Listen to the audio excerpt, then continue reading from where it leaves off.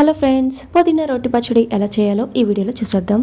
Morning లేవడమే మా side వర్షం పడింది. సో ఏదో ఎలాగోలా మా అమ్మతో ఈరోజు చికెన్ వండించుకోవాలి అనుకుంటే మా అమ్మ మాత్రం ఇలా పుదీనా క్లీన్ చేసి నా ముందు పెట్టిందనమాట. మా అమ్మ మార్కెట్లో దొరికే 3 పుదీనా కట్టలు, అలాగే దాంట్లోకి 20 ఎండుమిర్చి, 1/2 కేజీ టమాటాలు, 25 గ్రామ్స్ చింతపండు తీసుకున్నారు. ముందు తాకుపెట్టి సరిపడా నూనె వేసుకుని దాంట్లో ఎండుమిర్చి వేసి ఇలా వేయించారు.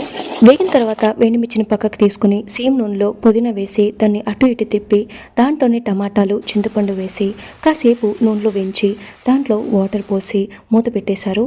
వాటర్ అంతా ఇనిగే వరకు దాన్ని ఉడకబెట్టారనమాట.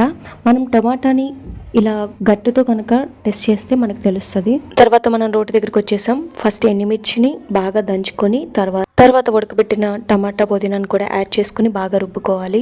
సో మన రోటి పుదీనా పచ్చడి రెడీ అయిపోయిందనమాట. దీనికి ఉల్లిపాయ కూడా యాడ్ చేశారు. ఉల్లిపాయ టేస్ట్ మీరు ఇలా దంచితే టేస్ట్ చాలా బాగుంటుంది పచ్చడి. ఒకసారి మీరు ట్రై చేయండి. అలాగే ఏ పచ్చడి అయినా మనకి కోడిగుడ్డట్టు ఉండాల్సిందేనమాట, లేకపోతే మనకు ముందు దిగదు. మరి మీకు కూడా అలాంటి అలవాటు ఉంటే కింద కామెంట్స్లో చెప్పండి. ఈ వీడియో మీకు నచ్చితే లైక్ చేయండి.